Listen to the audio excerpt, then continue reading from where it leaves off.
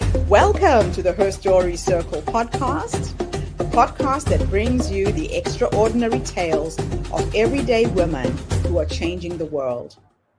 I'm your host, Gertrude Mache, and I'd like to acknowledge traditional custodians of the land on which we meet today. I also like to pay my respects to elders, past, present, and emerging. Every week, we dive into the lives, challenges, and triumphs of women from all four corners of the globe. We're here to inspire, enlighten, and connect, sharing stories that uplift and empower. So grab a cup of coffee, settle in, and join us as we explore the incredible journeys of women shaping our future. This is Her Story, where every woman's voice matters.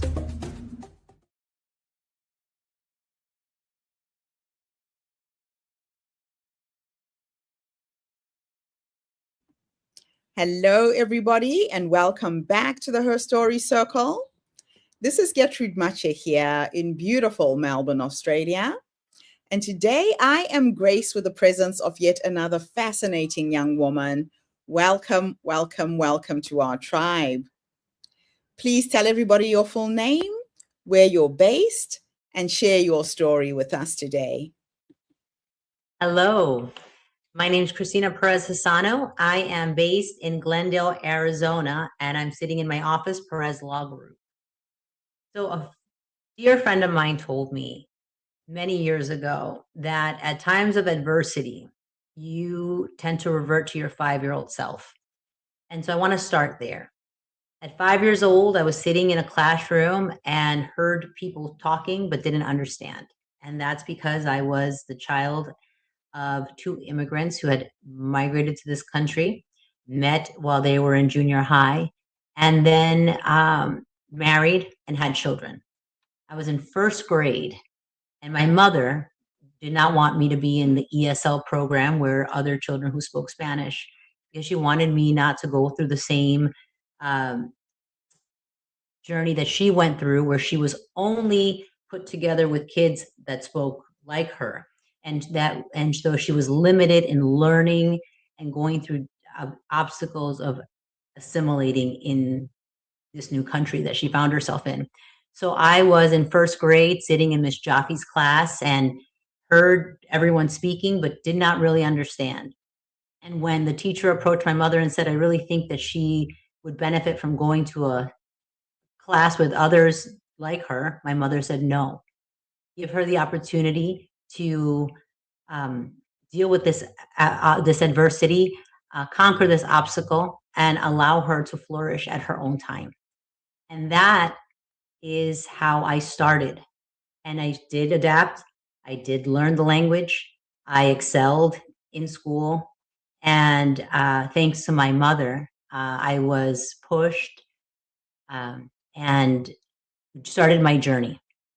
Fast forward, as I'm in law school at 20, I graduated my my high school at 16. I found myself again with some adversity, and this time was my parents moving away and having to pay for school and not knowing the process. Many take for granted that filling out papers like financial aid. My parents had never graduated school and they didn't know and couldn't help me. And so I had to rely on myself or counselors. That got easier when my siblings went to college and law school. And again, you revert to your 5-year-old self. You revert to figuring things out on your own, being curious.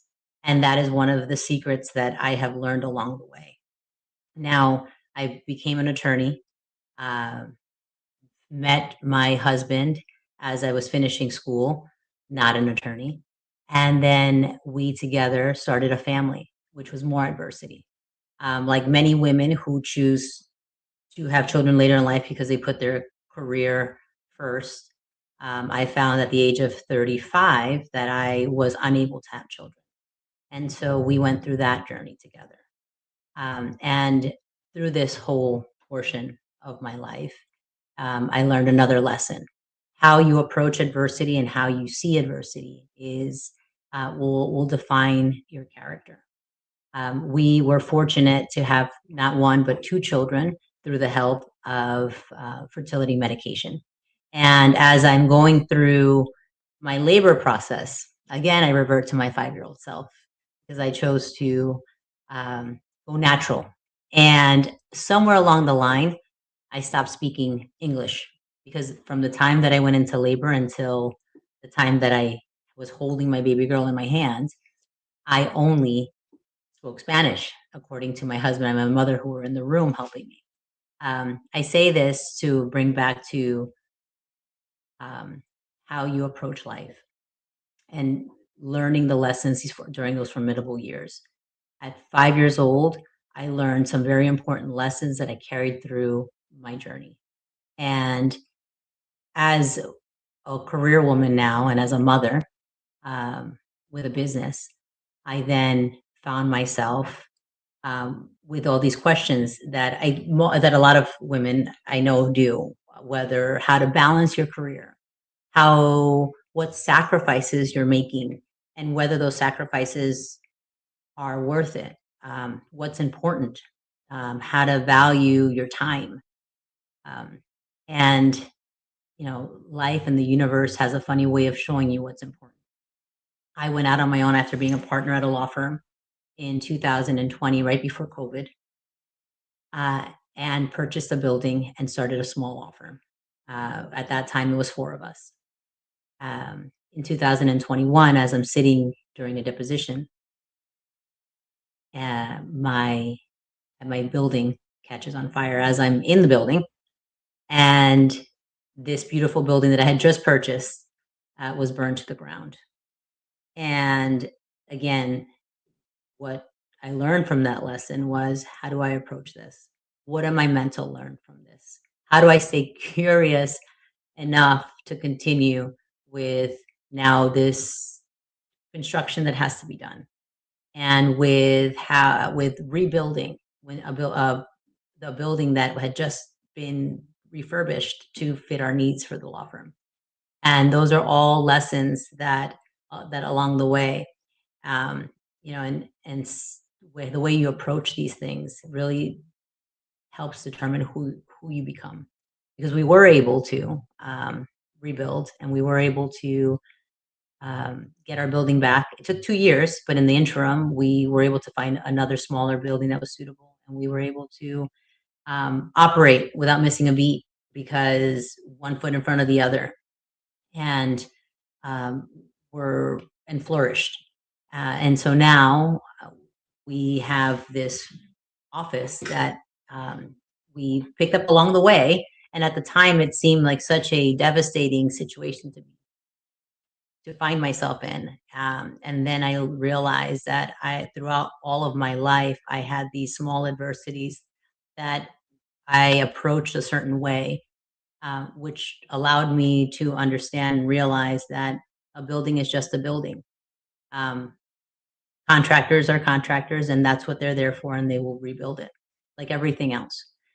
A moment that seems like a step back turned into a blessing in disguise. During this time, uh, I learned that my young son had been diagnosed with autism, and as many of those who know someone whose child who's been diagnosed with autism or being on the spectrum, the beginning parts are difficult. But again, you approach it like your 5-year-old self, and you learn, because at 5 years old, there's so much to learn. And if you look at that, take that, you're able to have an open mind, or open to receiving messages and wisdom from those around you. And through that process, my son, who is now in a general school and it no longer has an aid, speaking completely when he was once told not to speak, um, is flourishing as well. And so I share these bite size these times in my these bite sized times in my life where they seemed so catastrophic, and could have been if my approach would have been different than what how I approached it at that time, which is my 5-year-old self. So for the lesson that I would hope that others glean from this story of mine is that a hard time, uh, it may seem like a hard time at that moment, but the approach is what makes the difference. The approach and the positivity and the ability to be curious about how you are learning and receiving information makes the difference. And that will change an experience. Wow. What a fascinating life you have led, Christina. It's incredible all of the ups and downs that have been thrown at you along the way. And yet you met each challenge with such poise and grace, knowing that it's just something you need to work through, overcome. But you all started at the age of 5 as an immigrant daughter trying to navigate in a foreign language. So you were already navigating language barriers, your cultural identity. How did those early experiences shape the woman that you are today? Um, it's funny when you stop and think about how those early years experience shape who I am today, because that approach I've managed to take through in every um, obstacle or every adversity that may come, whether it's small or large, because we all go through difficult things, just different varieties of difficult, right? So some are big, some are small, and it's just the approach and the tenacity that's formed through every lesson that you learn. Yeah, it's interesting. Now, your mother made the bold decision not to place you in ESL classes because she wanted you to fully immerse yourself in the opportunity. Looking back, do you think she was really teaching you? What do you think she was really teaching you? So I've asked her this. I've said to her, what made you take that decision instead of, because they were very firm in that they believed that I would benefit from being in the class with other children who didn't speak English. And she said that that had happened to her, and she felt it was a limiting Mm. experience because she was only surrounded by those that were like her. And so she never fully learned how to speak English until Okay. many, many years later. And she didn't want that for me. Yeah, yeah. It was from her own personal experience. Very wise woman. Now, you talked about reverting back to your 5-year-old self during moments of adversity. What do you mean by that? And why has curiosity become such a powerful survival tool in your life? So reverting back to your 5-year-old self, I think when you're 5 years old, if you look back, there's so much that we don't know, Mm. and we're okay with not knowing. So you're not afraid to ask those questions or to Yes. ask for help or to be curious as to the reason why. And that is what I mean by reverting back to your 5-year-old self. That inner child who is who's not afraid to fail and who's not afraid to ask questions and who's not afraid to want more. Mm. And living in that realm of curiosity, constant curiosity, I think has opened up a few doors for you and has taken you pretty far, right? I would agree with that. I think curiosity is what um, is a great quality to have throughout life because as we get older, sometimes we lose that curiosity or that potential to ask, why is that happening? Or what am Yeah. I learning from this? What else do I not know? Or who knows more than I do? Now, graduating high school at 16 and entering law school so young is extraordinary. What inner beliefs helped you move forward when you didn't have a roadmap? So I would have to say the family structure, the lessons that my family taught me, knowing that I was coming from um, parents who, although they did not have their own education or their own professional lives, did everything they could to advance our family. And so early on, it was instilled in us more of a generational view, where we always should do better or strive to do better than the generation before us. And that's what was instilled in me, and it's what I instill in my children today. Very nice. You've got very wise parents, I have to say. Smartest people I Now, know. being an immigrant who couldn't, being a daughter of immigrant parents who couldn't guide you through higher education systems, how did you learn to trust yourself? Yeah. I think in those moments, you just have to. It's not, how do Not I a choice. trust myself? It's either you trust yourself or you don't do it. So you're left with a no other option approach.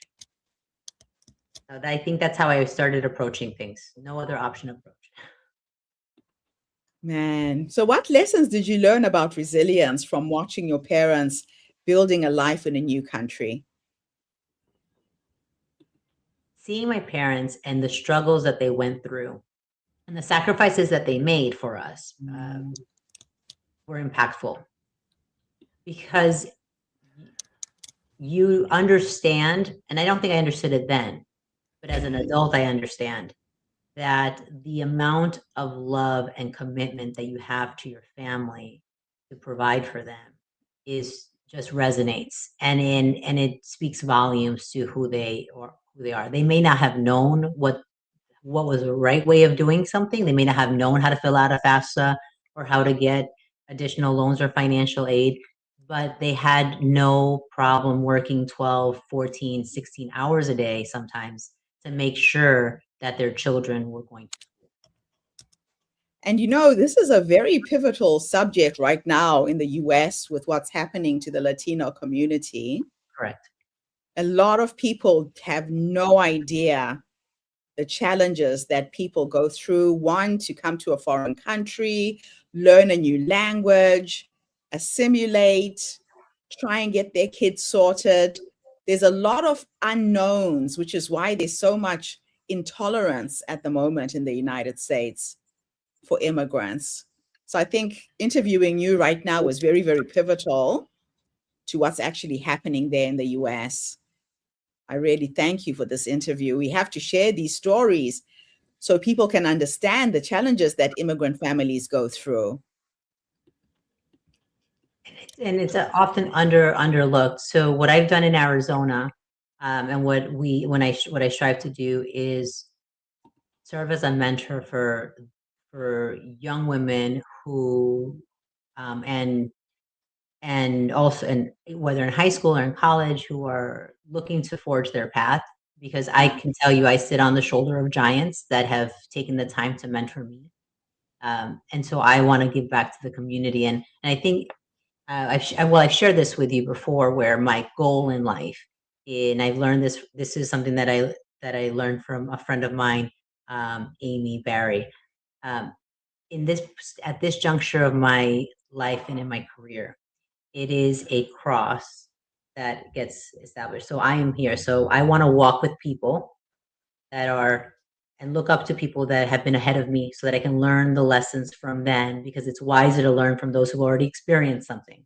Mm-hmm. And I also want to enjoy life with people like me, who are in the same at the same juncture of life, who are going through children and experiences, and then also look back to the generations behind me, so that I can help lift them up.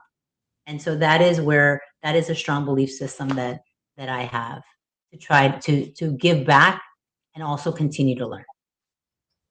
I love that. Yeah, you have to be a constant student of life, right? Correct. Always evolving, always learning.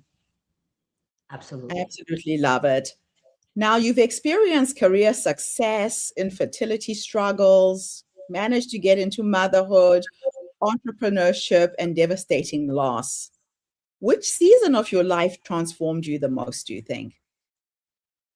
The season that transformed me the most has to be dealing with my son's diagnosis, because that's something that I could not control. So as a Mm. natural fixer, uh, I can fix almost anything, and that's what I do for a living.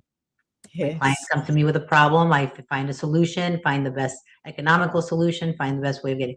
When a child of yours is diagnosed and they're told he will likely never speak, he will likely need to have a device to assist him in speaking, and you find yourself in a moment of helplessness where what can you do, or can you do anything? And Mm. that that transformed me the most, because it taught me not only faith, but it also taught me um, resilience, and it taught me what it truly is to love someone more than you love yourself. Mm. Because at that point in time, my husband and I united together and did everything and anything in our possibility to assist this little boy in Mm. just making tiny movements, and improving, even if it's gradually, just improving to the point now that he's 8 years old and can have a full conversation with you. So, Oh, yeah, so beautiful. yeah. That is wonderful to know. Wow. Now, you said that you have approached adversity. How you approach adversity defines your character. Can you share the mind shifts that helped you survive your hardest moments? So I put it in the word rise, right? RISE. You Mhm. reflect. So if you're dealt with a problem, an adversity is put before you, take the moment to reflect. Don't react. It's so easy for people to react. To But if you react. take the moment to reflect on what's going on, really understanding what has been placed here in front of you to learn. Because I'm a firm believer that everything we go through is a lesson, is intended Yes. for a lesson.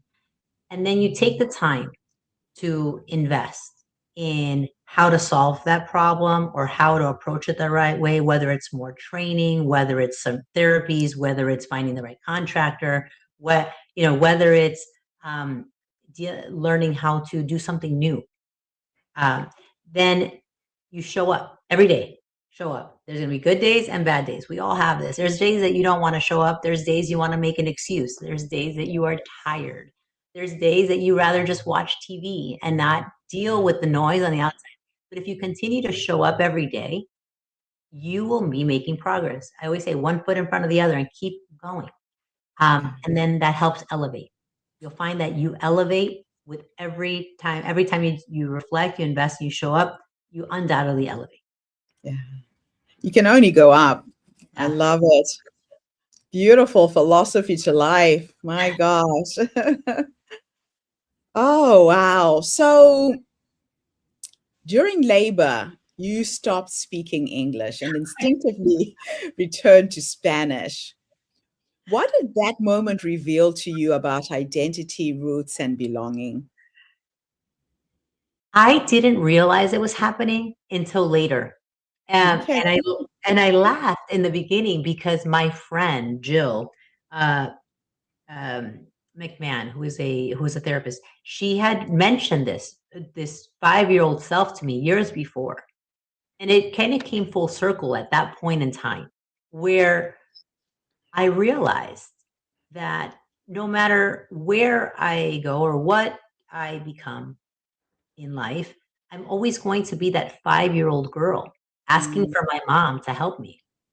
My husband didn't understand what I was saying. He doesn't speak Spanish, but I just kept speaking Spanish. So it's that culture is, even though I've assimilated, that culture, those values are deeply ingrained in who I am. And that's what it taught me. Yeah, it's something you can never get rid of. Or nor And do you I don't want to. have to. Yeah. Exactly. Why would you? It makes us so special. Our our history, we all have different histories. We all have different foundations. We all have different cultures, and it makes us so special. It makes us beautiful. It's as just Mhm. as a people, because we have so It's much to bring to the table. That is so true. Now, in 2020, you left the security of a partnership to build your own law firm Correct. before COVID. What gave you the courage to bet on yourself? So at that time, we had grown this partnership from 2013 till 2020, in 2000 and end of 2019, starting in 2020. Um, we had a general practice firm, and I wanted to provide a directed practice to personal injury, to bankruptcy, and to estate planning. I didn't want to do everything under the sun. I wanted to be good at certain areas. And Okay. my brother, Bernard Perez, is the one who really motivated me. He's my younger brother, who's also an attorney now. Okay. He motivated me to step out on my own. Because at that time I was already doing it on my own, but I needed to let go of that security blanket. And sometimes, and my partner was a male, he was an older Wow. male. And sometimes, as if I found as a female, there's these insecurities as to, can I do it on my own? Will I Mm, be as respected if I don't have a male partner? These are all yeah. things that I told myself in my head. Yeah. Where And I finally had to just let go of all those made up stories that I had Oh. and just go out on my own and say, of course I can. Of course I Mm, can do this. Why wouldn't I? I'm already doing it. yeah. Yeah. I love it. Now, your office building burned down during this deposition, a moment many people would see as catastrophic. How did you emotionally navigate that crisis? You know, first, once I realized the fire, it was in this room. Oh, Once the smoke was coming out of the chimney. Once I realized that, I ran out, and then once I saw how devastating the fire was, because there was 4 different fire departments here at this office putting it out. Um, I was in shock. I have to be mm. honest. I went home and had some tequila. Cried. I cried. Oh, Hugged my children because I was alive, wow. and then made sure I was up at 5 o'clock in the morning in the parking lot, ready to meet the remediation group. So I absolutely just ran with it. At that point, it's another. You have no option but to do. Keep going. Yeah, Yeah. that's amazing. Yeah, life has thrown you a few curveballs for sure. So what did rebuilding that law firm teach you about leadership, faith, and perspective? It taught me so much. It taught me the way that I show up for my team tells them what they need to do and how to act. If I broke down, if I had a bad attitude of it, if I had doubts, that would undoubtedly affect the people around me. Yeah. And the way the way I decided to show up, the way this decided to approach this building of, because we were short on materials, this a 6 months project turned into 2 years because of COVID. Um, and failing was not an option for me. Yeah. And it showed those around me that I did not even though I was worried, I was not going to allow that worry to cause me to make up an excuse of why I couldn't do it. I love it. Oh my goodness, I could talk to you forever. What a fascinating story. My last two questions for you. We're Sure. going to do a bit of a thought experiment. In the Okay. first one, I want to teleport you back to the younger you, this young immigrant woman who is navigating her life in the United States.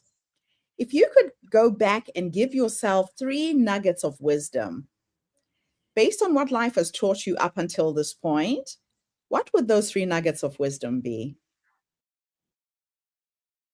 The 3 nuggets of wisdom that I would give. Don't be afraid to be different. That is actually a strength. Oftentimes we lose ourselves trying to be like others. Don't be afraid of a challenge and to work if you really want something. Showing up and working for that will get you so much further than the person that just has talent. And third, remember your values, integrity, and faith. With a good moral compass, that'll always keep you in the right direction. That's so beautiful. Last question is futuristic, and I'm going to teleport you into the future this time. Okay, I'm ready. And we are going to go and meet the 90-year-old you, this wise woman who has led you up until this point. If we could go into the future to sit and have a cup of tea with her, what will you say to her when you finally meet her?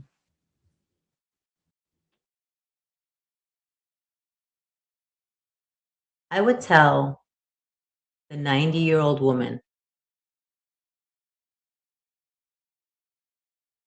thank you. Thank you for the experiences, and thank you for continuing the story. Thank you for not giving up, and thank you for becoming the woman that she became. Also teaching our generations before and and our children, since she's me, how to do better and how to continue on. I love it. I love asking women that question because a lot of women forget that the wise woman is already in us. She's there. She's that small little voice that whispers, go left, go right, say yes, say no. But we try and look outside of ourselves for answers and solutions. Sounds to me that you're very in tune with her. And thank you for listening to her guidance and whispers and sharing your story with us today. Thank you. Thank you for having me. I appreciate it. An absolute pleasure. And thank you to everybody who tuned in. The Her Story Circle is not just a podcast. We're a social impact movement that brings you the stories and voices of women from all over the world. We share these stories to uplift you, to inspire you, to energize you, but most importantly, to help take you from where you are now to where you're trying to go. So if you are a woman who's experiencing a lot of adversity, here is a story of inspiration for you today. Just keep taking one foot in front of the other, facing each challenge as it comes. Stopping is not an option. Thank you so much, Cristina. Enjoy the rest of your day. Bye-bye. Bye for now, everybody. Thank you for tuning into the Her Story Circle podcast. I hope today's story has inspired you to believe in the power of our stories and the difference you can make in the world when you use your voice.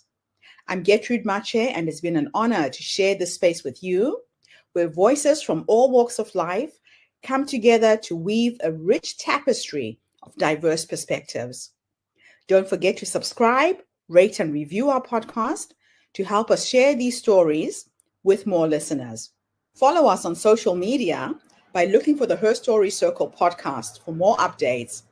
And join us tomorrow for another episode filled with courage, resilience, and empowerment. Remember, your story matters, and together we're building a stronger, more inclusive world. Until next time, keep making her story.